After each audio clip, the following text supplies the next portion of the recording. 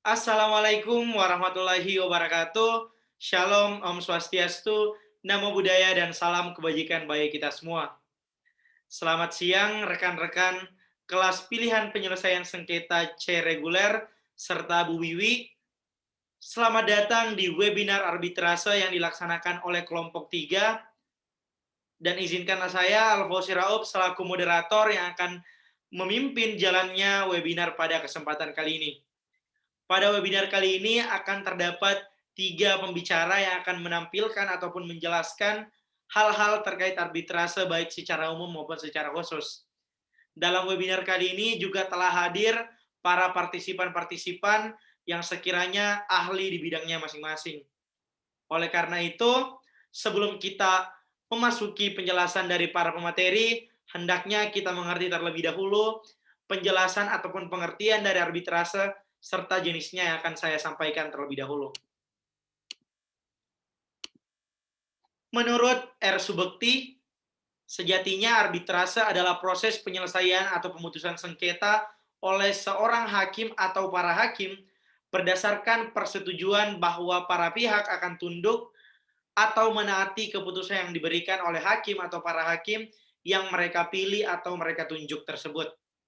Adapun jenis arbitrase sendiri dibagi atas 2. Yang pertama, arbitrasi ad hoc, di mana merupakan bentuk penyelesaian sengketa yang dilakukan secara khusus untuk menangani dan memberikan putusan untuk perselisihan tertentu, di mana dalam pelaksanaannya arbitrase ini tidak diadministrasikan oleh badan arbitrase yang bersifat permanen, yang mana nantinya pihak pemohon dan termohon yang akan menunjuk arbiter atau majelisnya, sehingga arbitrase ini disebut juga sebagai arbitrasi volunteer. Adapun yang kedua, merupakan arbitrase institusional, di mana arbitrase ini merupakan kebalikan dari arbitrase ad hoc itu sendiri, di mana akan memperlihatkan badan arbitrase resmi dalam menyelesaikan dan memberikan putusan sengketa. Jadi nantinya ketika para pihak yang bersengketa akan meminta bantuan kepada para lembaga tersebut sampai kemudian kasusnya terselesaikan.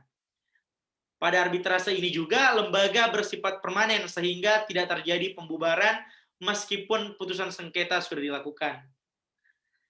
Oleh karena itu, para partisipan maupun para peserta, hendaklah kita untuk mendengarkan penjelasan pertama oleh pemateri pertama, yakni Saudara Ibu Tara Nadiantikasi. Kepada Saudari Ibu Tara Nadiantikasi, dipersilahkan. Terima kasih kepada saudara Alfa. Nama saya Tara Kasih dan saya akan melanjutkan presentasi yang telah dibuka oleh moderator kami. Pertama-tama, apabila kami merujuk kepada, UU Nomor 30 Tahun 1999 mengenai arbitrase, pada pasal 1 dijelaskan bahwa arbitrase merupakan cara penyelesaian suatu sengketa perdata di luar peradilan umum yang didasarkan pada perjanjian arbitrase yang dibuat secara tertulis oleh para pihak yang bersengketa. Karena ada unsur perjanjian, maka dibutuhkan kesepakatan antara kedua pihak yang bersengketa. Persetujuan tersebut kemudian dilampirkan ke dalam klausula arbitrase, baik yang dibuat sebelum munculnya perselisihan maupun setelahnya. Perjanjian tersebut harus mengikuti persyaratan yang terdapat dalam pasal 1320 KUH Perdata mengenai syarat sahnya perjanjian. Adapun akibat hukum yang muncul dari klausula arbitrase tersebut adalah bahwa pengadilan negeri tidak memiliki kuasa untuk mengadili sengketa tersebut, melainkan diberikan kepada lembaga arbitrase yang telah ditunjuk.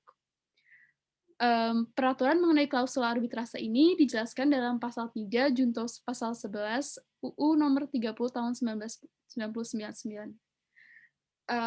Di Indonesia ada beberapa lembaga arbitrase yang dapat ditunjuk menjadi penengah kasus sengketa, yaitu pertama BANI atau Badan Arbitrase Nasional Indonesia, kedua BAPMI atau Badan Arbitrase Pasar Modal Indonesia, dan Basarnas atau Badan Arbitrase Syariah Nasional Indonesia. Selanjutnya mengenai dasar-dasar hukum arbitrase di Indonesia, selain yang telah disebutkan sebelumnya yaitu UU Nomor 30 Tahun 1999, terdapat UU Nomor 48 Tahun 2009 tentang kekuasaan kehakiman, dan UU Nomor 5 Tahun 1968 tentang penyelesaian perselisihan antar negara dan warga negara asing mengenai penanaman modal.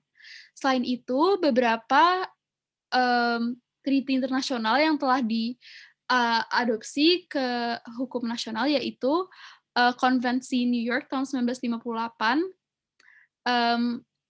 tentang the recognition and enforcement of foreign arbitral award, dan yang kedua yaitu UNCITRAL arbitration rules. Sekian penjelasan saya. Selanjutnya akan saya kembalikan kepada moderator. Terima kasih kepada Saudara Ibu Tara Nadiantikasi selaku pembicara pertama dalam kegiatan webinar ini. Kepada para partisipan, apakah terdapat hal-hal yang ingin ditanyakan terlebih dahulu? Jika ada, saya persilahkan. Izin masuk moderator. Sebelumnya saya Muhammad Afandi, saya sangat mengapresiasikan apa yang Tara Nadiantikasi telah presentasikan. Namun saya ada pertanyaan kepada Saudari Tara Nadianti. Apakah semua perkara bisa diselesaikan dengan perjanjian arbitrase? Terima kasih. Baik, terima kasih atas pertanyaannya, Saudara Fandi. Untuk menjawab pertanyaannya, apabila kita merujuk kepada UU Arbitrase, pada pasal 5 ayat 1 dijelaskan bahwa tidak semua sengketa dapat diselesaikan melalui arbitrase, melainkan hanya sengketa yang termuat di bidang perdagangan dan yang mengenai hak yang menurut hukum dan peraturan perundang-undangan telah dikuasai sepenuhnya oleh pihak yang bersengketa. Akan tetapi, pasal ini tidak memberikan penjelasan lebih lanjut mengenai apa saja yang termasuk ke dalam sengketa di bidang perdagangan ini. Oleh karena itu, kita dapat merujuk kepada pasal 66 huruf B UU Arbitrase, yang menyatakan bahwa ruang lingkup hukum perdagangan yang dapat diselesaikan melalui arbitrase yaitu perniagaan, perbankan, keuangan, penanaman modal, industri, serta hak kekayaan intelektual. Adanya pembatasan mengenai ruang lingkup sengketa yang dapat diselesaikan oleh arbitrase ini dimaksudkan untuk menjaga agar penyelesaian sengketa melalui arbitrase tidak menjadi berlarut-larut. Hal ini dikarenakan penyelesaian sengketa melalui arbitrase hanya diselesaikan dalam jangka waktu 180 hari, yang tentu lebih singkat dan berbeda dengan proses pengadilan negeri yang penyelesaiannya lebih lama, serta para pihak masih dapat mengajukan banding dan kasasi. Oleh karena itu, diadakan pembatasan ini agar proses penyelesaian sengketa melalui arbitrase dapat diselesaikan dengan cara lebih singkat. Begitu jawabannya. Apakah sudah cukup jelas, Saudara Fandi? Menurut saya udah cukup jelas. Jadi semua perkara sebenarnya emang nggak bisa diselesaikan dengan perjanjian arbitrase ya? Ya, betul. Hanya sengketa yang di bidang perdagangan saja. Oke, dari saya udah cukup jelas. Mungkin bisa kembali kepada moderator Al-Fauzi Rau. Terima kasih kepada Saudara Muhammad Afandi atas pertanyaannya. Mungkin akan lebih baik kita melanjutkan kepada pemateri selanjutnya, di mana pada materi selanjutnya akan ada karakteristik proses penyelesaian sengketa melalui arbitrase yang akan disampaikan oleh Saudara Bapak Arif. Kepada Bapak Arif, dipersilahkan. Baik, terima kasih moderator. Ya, kenalin teman-teman, nama saya Arif Rahman. Saya di sini akan menjelaskan ke kalian sedikit lah tentang karakteristik proses penyelesaian sengketa melalui arbitrase. Ya, jadi memang ya silakan moderator lanjutkan. Ya, jadi memang ada beberapa hal yang dilakukan, prosedur yang bisa dilakukan ketika kita ingin melakukan arbitrase. Yang pertama yaitu pendaftaran dan permohonan arbitrase. Tentunya harus melalui pendaftaran, kemudian mengajukan permohonan. Jadi ada beberapa hal memang dalam permohonan tersebut. Isinya wajib tertulis, yakni berdasarkan Undang-Undang Nomor 39 tentang arbitrase, pasal 8 ayat 1 dan 2. Jadi ada beberapa hal yang memang harus terdapat dalam permohonan ini. Yang pertama seperti nama, alamat lengkap pemohon dan termohon, penunjukan klausul arbitrase yang berlaku, perjanjian yang menjadi sengketa tersebut, dasar tuntutan, jumlah yang dituntut, cara penyelesaian sengketa yang dikehendaki, dan kalau nggak salah perjanjian tentang jumlah arbiter. Kemudian setelah diajukan permohonan, kemudian dilakukan pembayaran juga, pembayaran biaya pendaftaran dan administrasi. Setelah itu permohonan setelah permohonan dilunasi, maka permohonannya itu akan didaftarkan dalam register BANI. Jadi masih dalam register, jadi belum bisa langsung persengketaan. Jadi harus diperiksa dulu oleh BANI apakah ini bisa lanjut atau tidak. Kemudian penunjukan arbiter. Jadi sebagaimana diatur dalam Undang-Undang Arbitrase, pasal 8 ayat 1 dan 2, jadi disebutkan bahwasannya pemohon dan termohon memiliki hak untuk bersepakat mengenai arbiter yang akan mengatur jalannya persengketaan yang terjadi. Jadi memang pemohon dan termohon memiliki hak tersebut. Lanjut lagi kita beralih ke prosedur yang ketiga, yaitu tanggapan termohon. Jadi setelah BANI memeriksa atas permohonan tersebut, kalau misalnya diterima maka BANI harus mengajukan sekretaris majelis yang tugasnya sekretaris majelis ini yaitu menyiapkan salinan permohonan arbitrase pemohon, kemudian diberikan kepada termohon, kemudian termohon memiliki waktu kurang lebih 30 hari untuk memberikan jawaban atas permohonan arbitrase tadi. Jadi termohon memiliki waktu 30 hari yang diberikan oleh BANI. Kemudian tuntutan balik. Jadi dalam jangka waktu 30 hari tersebut ya, termohon kan mengajukan tanggapannya kepada BANI, kemudian diserahkan kepada majelis dan pemohon. Termohon ini memiliki hak juga untuk mengajukan rekonvensi atau tuntutan balik dengan asal memiliki data dan bukti yang lengkap atas kasus tersebut. Jadi termohon tidak hanya bisa menjadi termohon, dia juga bisa mengajukan permohonan agar menuntut. Yang terakhir ya tentunya sidang pemeriksaan. Jadi ada beberapa hal dalam proses pemeriksaan arbitrase ini yang diatur dalam undang-undang tentunya, antara lain seperti pemeriksaan dilakukan secara tertutup, menggunakan bahasa Indonesia yang baik dan benar, harus dibuat secara tertulis, dan harus mendengarkan keterangan dari para pihak pemohon ataupun termohon. Seperti itu moderator, silakan. Terima kasih kepada pembicara Bapak Arief yang telah menyampaikan secara sistematis. Namun saya tetap kembalikan kepada para partisipan apakah terdapat hal-hal yang masih perlu ditanyakan. Kalau ada Izin bertanya moderator. Ya, sebelumnya izinkan saya memperkenalkan diri saya terlebih dahulu. Saya Muhammad Iqbal Putra Sabila dari Fakultas Hukum Universitas Indonesia, ingin bertanya kepada Bapak Arief Rahman. Pak, Bapak kan tadi berbicara mengenai prosedur arbitrase ya Pak, dan tadi sempat menyinggung mengenai biaya prosedur juga. Kalau boleh tahu, berapa sih Pak biaya pendaftaran pengajuan permohonan sengketa arbitrase di Indonesia? Karena banyak yang, setahu saya, banyak yang menganggap sengketa arbitrase itu mahal Pak. Terima kasih Pak. Iya, terima kasih Iqbal atas pertanyaannya. Ya memang banyak statement di masyarakat bahwasanya bersengketa di arbitrase itu mahal. Ya itu tergantung orangnya lagi lah ya. Jadi kalau misalnya BANI itu mematok harga biaya pendaftaran itu sebesar 2 juta rupiah. Itu dibayarkan saat pendaftaran permohonan arbitrase. Jadi biaya pendaftarannya 2 juta. Itu baru biaya pendaftaran ya. Belum lagi biaya administrasi, biaya pemeriksaan, biaya arbiter masing-masing untuk konvensi dan rekonvensi. Ya memang benar bahwasannya mengajukan arbitrasi itu mahal. Bersengketa melalui arbitrasi itu memang mahal. Tapi kan memang ada orang-orang yang tertentu memang yang biasanya mengajukan arbitrase ini. Berbeda memang dengan ya pengadilan agama atau badan negeri. Seperti badan agama biasanya paling cuma ya 200 atau 300 ribu, jadi ya beda lah. Ya mungkin seperti itu aja sih. Tadi ini ya 2 juta rupiah. Seperti itu. Oke, terima kasih kepada Bapak Arief atas penjelasannya. Untuk Saudara Muhammad Iqbal, apakah sudah cukup jelas? Cukup jelas moderator. Terima kasih atas Bapak Arief dan juga Saudara Muhammad Iqbal. Ya, kita akan melanjutkan kepada materi selanjutnya akan disampaikan oleh pemateri ketiga, di mana akan menjelaskan terkait kekuatan dan kelemahan proses penyelesaian sengketa melalui arbitrase yang akan disampaikan oleh Bapak Basil Rhodes Ghazali. Untuk menghargai waktu kepada Bapak Basil Rhodes Ghazali, dipersilahkan. Oke, selamat malam semuanya. Terima kasih kepada Bapak Moderator, Bapak Alfa. setelah kita mendengar presentasi yang sangat luar biasa dari pemateri sebelum-sebelumnya, Ibu Tara dan juga Bapak Arif, kita mengetahui definisi dan juga karakteristik dari penyelesaian sengketa melalui arbitrase ini.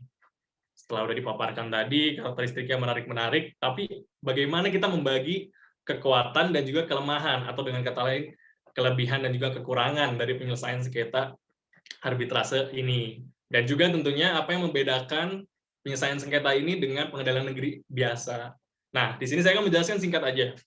Yang pertama saya mulai dari kelebihan ya, atau kekuatan. Yang pertama itu, kelebihan yang paling mungkin signifikan, bisa dibilang gitu. Pemeriksaannya ini dilakukan secara tertutup. Oke.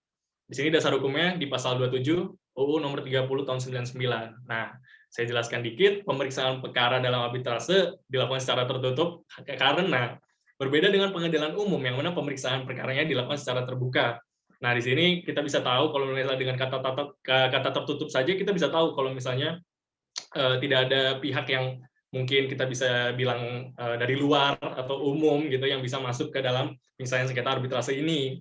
Nah, tentunya hal-hal seperti dokumen, privasi dari segala pihak itu sangat terjaga di sini di penyelesaian arbitrase ini. Nah, misalnya saya beri contoh, misalnya perusahaan tertentu sengketa yang diselesaikan secara arbitrase tidak akan mengganggu citra perusahaan itu tersebut. Nah, ini menarik nih. Nah, lanjut ke nomor 2. Nah, di sini para pihak dapat menentukan hukum acara arbitrase yang digunakan dalam pemeriksaan sengketa dengan bebas, tentunya sepanjang tidak bertentangan dengan peraturan perundang-undangan. Dasar hukumnya agak ke bawah dikit dari yang tadi, ini di pasal 31.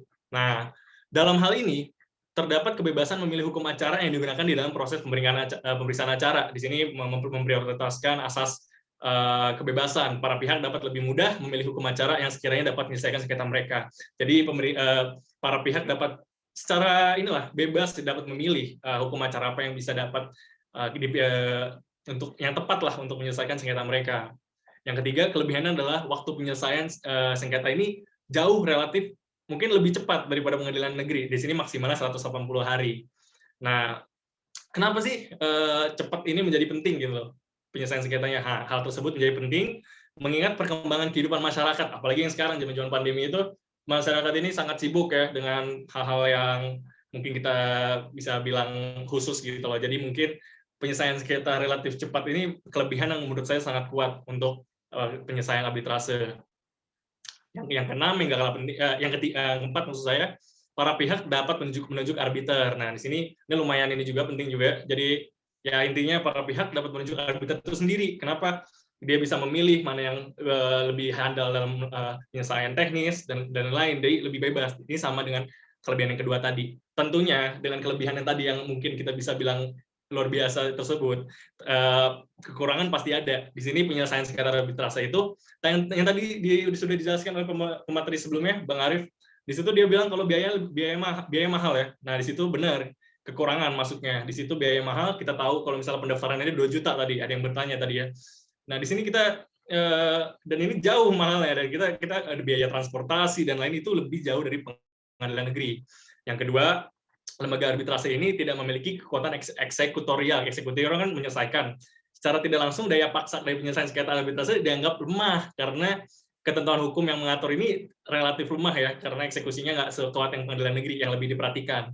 Yang setelahnya adalah menurut saya keputusan ini menurut saya lemah di masalah karena ada sifat final dan mengikat. Di sini saya masukkan di sini di kelemahan.